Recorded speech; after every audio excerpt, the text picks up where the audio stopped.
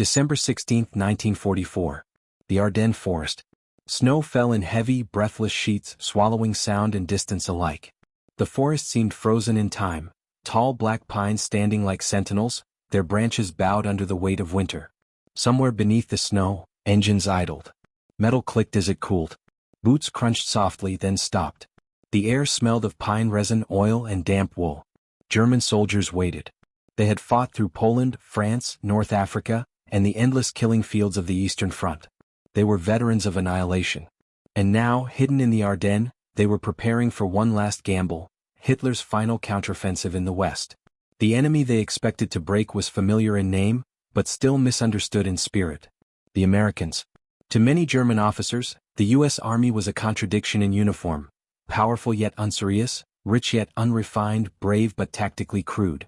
They believed American soldiers lacked the discipline of Prussians, the fanaticism of the SS, or the grim endurance of the Red Army. American strength, they assumed, lay in machines and money, not men. That belief was about to be tested in blood.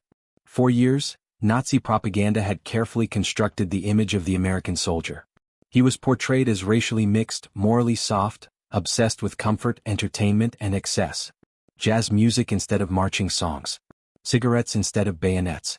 Chocolate bars instead of iron rations. A soldier of convenience, not conviction. The irony was devastating. Because while Germany had built its army on tradition, hierarchy, and obedience, the United States was quietly building something else entirely. A force shaped by industrial scale, adaptability, and an unshakable belief in the future. This documentary explores what Germans truly thought about American soldiers during World War II.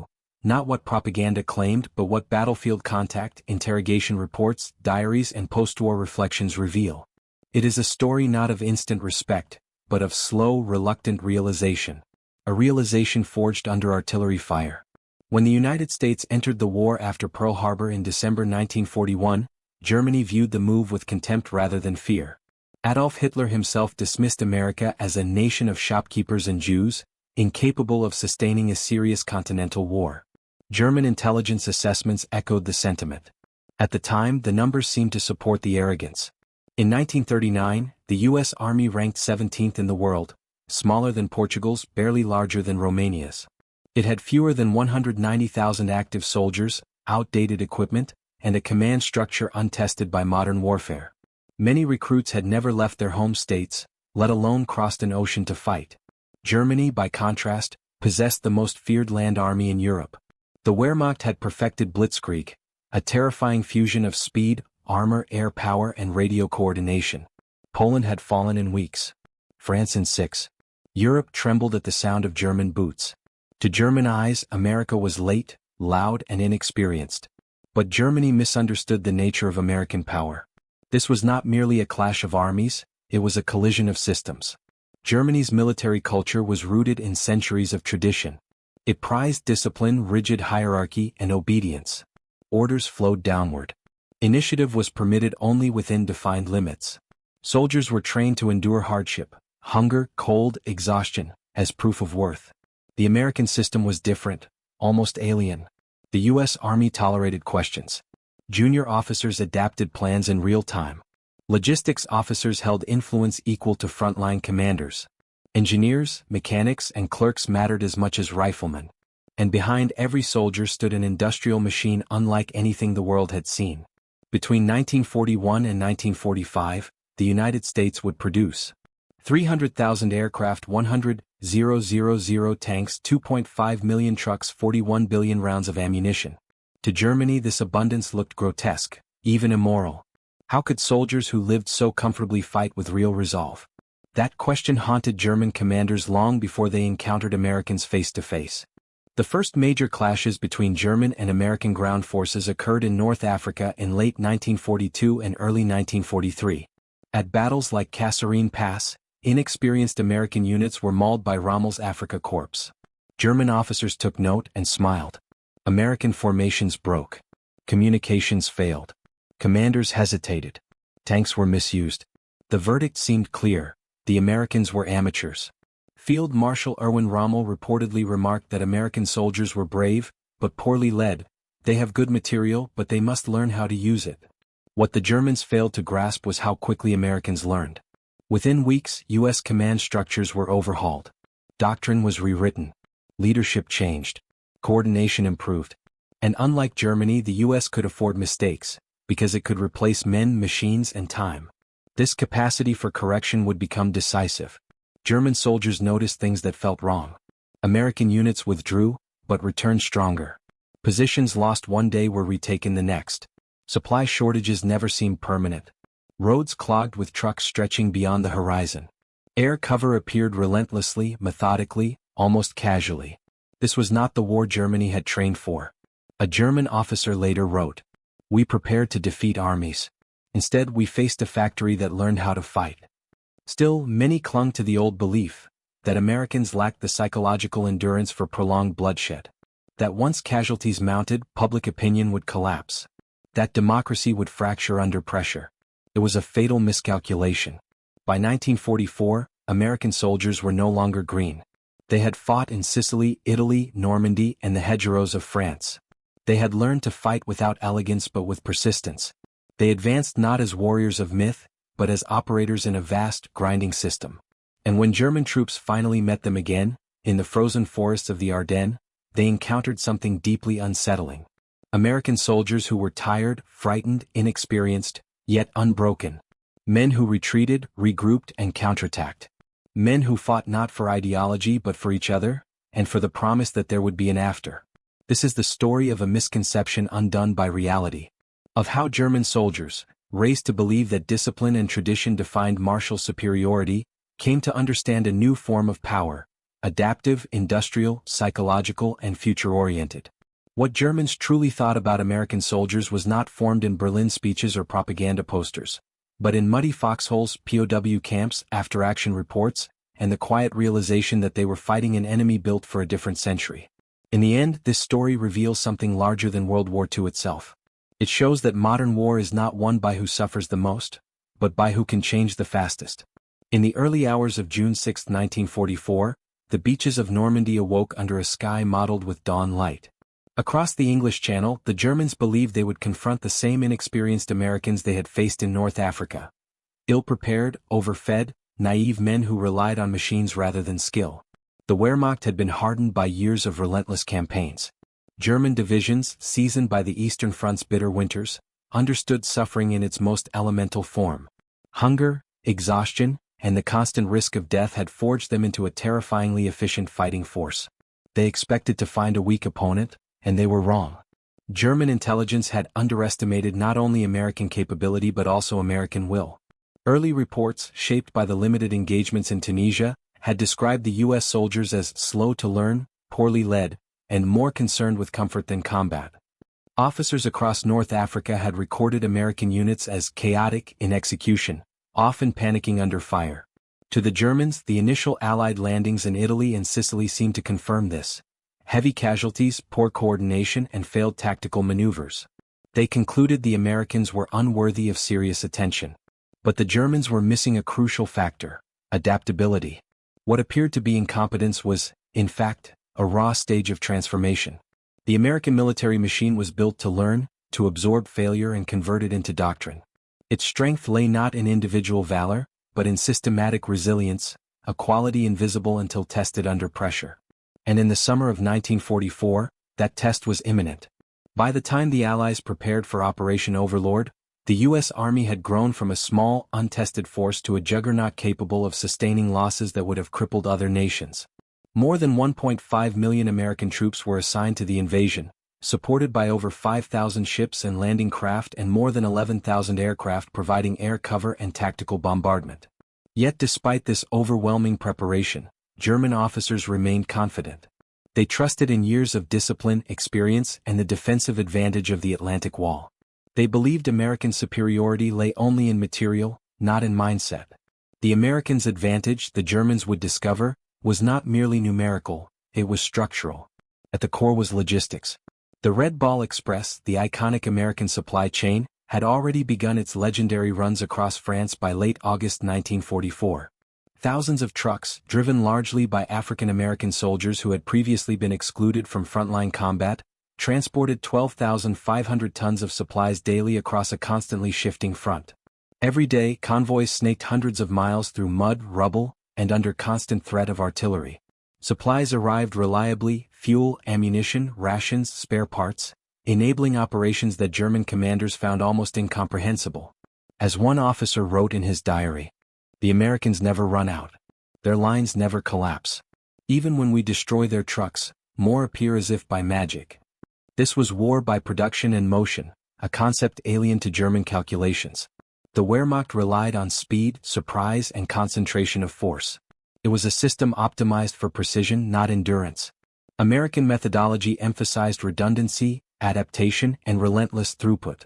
Broken bridges were repaired overnight. Lost equipment was replaced in days.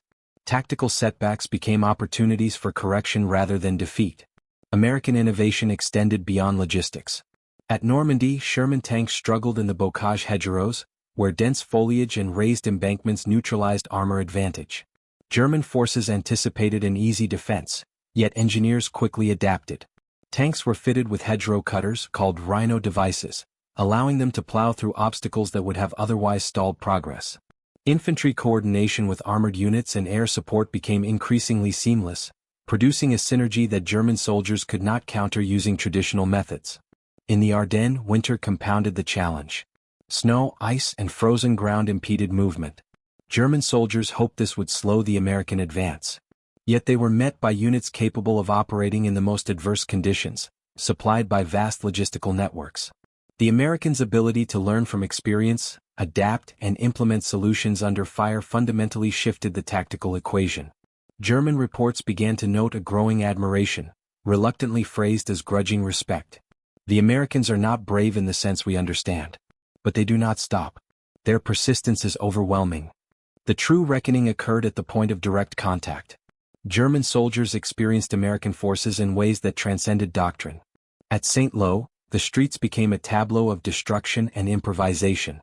German defenders, entrenched in ruined buildings and hedgerows, faced wave after wave of infantry and armored units. Radios crackled with orders, artillery thundered in precise coordination, and tanks moved like mechanical predators. Despite losses, Americans returned, adapting tactics with every engagement. German commanders, observing from forward posts, wrote of a battlefield that felt inexhaustible, almost relentless. The human element added another layer of complexity. Diaries and letters from both sides reveal the psychological dimensions of combat. A German soldier noted, "They scream, they fall, they retreat, then they regroup. They are everywhere, yet nowhere predictable." American soldiers, many of them teenagers or young men from small towns, often confronted the horror of European battlefields with a mixture of fear, humor, and camaraderie. Letters home spoke of terror and exhaustion, but also of resolve. "We got shelled last night. Many of us were scared, but we knew someone had to keep moving. We helped each other. That's how we survive." Even in prisoner-of-war camps, German guards observed a stark contrast with earlier expectations. American prisoners did not crumble under captivity. They maintained morale, organized routines, and continued to assert their individuality and belief in the ultimate outcome of the war. To German officers, this resilience was bewildering. What they had assumed would be a temporary, fragile enemy revealed itself as something more enduring and formidable than any single soldier could embody. The story of the American soldier in German eyes is inseparable from the human stories of fear, endurance, and adaptation. In the Ardennes, men endured freezing temperatures, artillery barrages, and relentless attacks. Yet they continued to fight, to supply, and to move.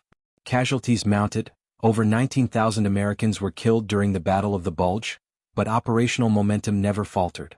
From the German perspective, this was a moral and psychological confrontation as well as a military one. Letters from Wehrmacht officers reveal conflicting emotions: resentment at their own failures, astonishment at American tenacity, and a growing realization that these men embodied a form of power beyond conventional measurement. One officer wrote, "They are not more skilled. They are not more cunning. Yet they advance, they endure, they persist. It is as if the very concept of surrender is foreign to them." This recognition shattered long-held assumptions about strength, courage, and battlefield superiority. The Americans were not the soft, decadent force that German propaganda had promised.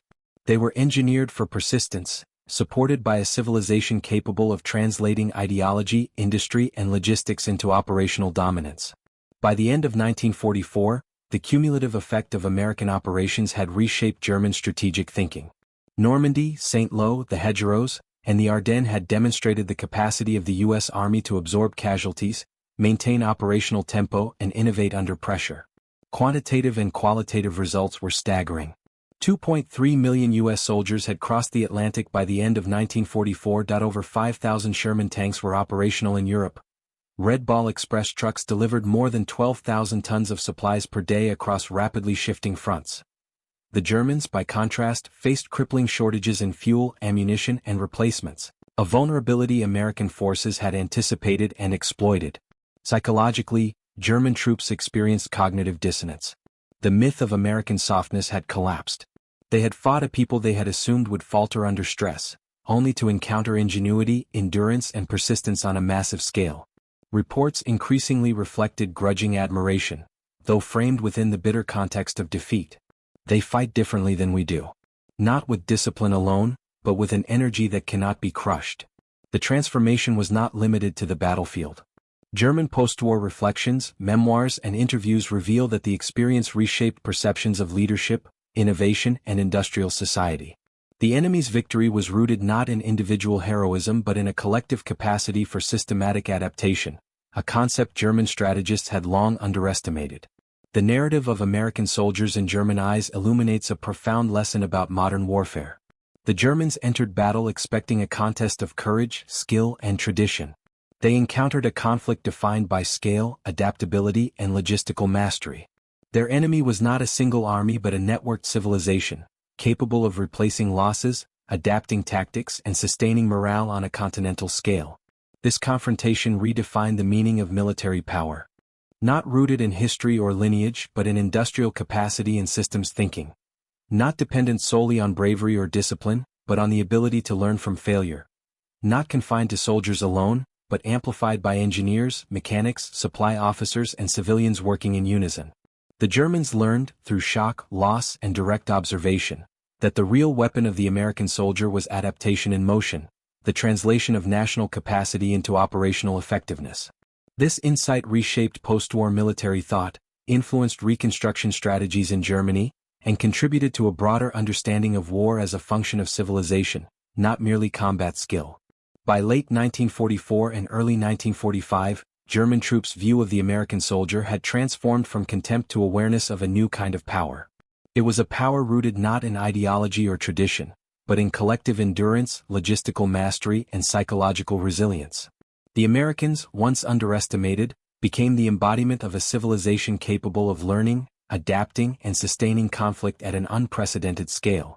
In battlefield diaries, intelligence reports, and captured communications, one theme emerged consistently: the Americans were relentless.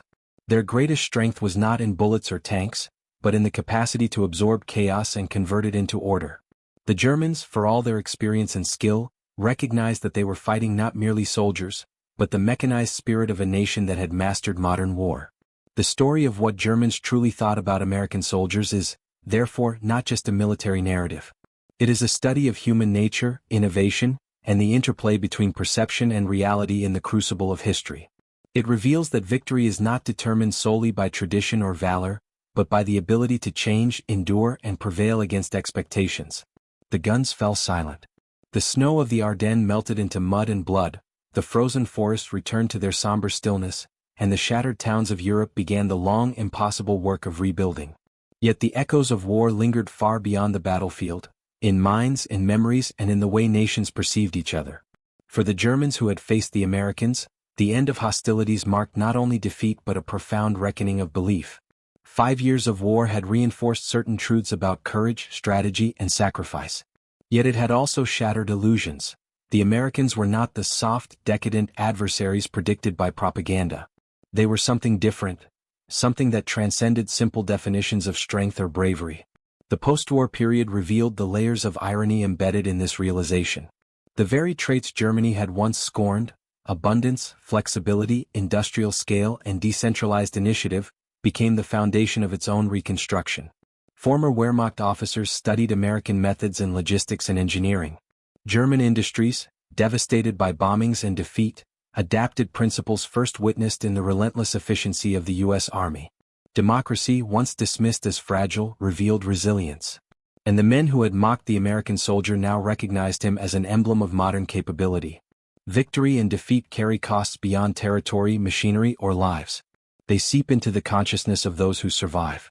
For Americans, triumph came with enormous human sacrifice. Over 400,000 soldiers dead, hundreds of thousands wounded, countless families altered forever. But the victory also offered proof of systemic power, the capacity of an industrialized nation to project force, endure loss, and learn continuously. For Germans, the psychological impact was perhaps even more complex. Veteran accounts reveal a mixture of humility, awe, and frustration. Many had entered the war confident in their superiority, molded by traditions of discipline and elite military culture. They had assumed that American soldiers, untested and overindulged, would falter quickly. Instead, they had confronted men capable of adapting instantly, enduring relentlessly, and innovating under pressure. One German officer reflected, "We fought the Americans thinking they were boys. They fought like the future itself." This acknowledgement, steeped in both respect and regret, illuminates a crucial truth. Modern warfare is not only about weapons, numbers, or training. It is also about the human capacity to endure, adapt, and learn. Civilization itself becomes a weapon, and belief, in one's nation, in its systems, in its soldiers, becomes as decisive as any artillery barrage. The war had demonstrated the intimate connection between technology, logistics, and soldierly effectiveness. Germans had long prided themselves on tactical genius and elite craftsmanship. Yet the Americans revealed that scale and adaptability could outmatch skill alone.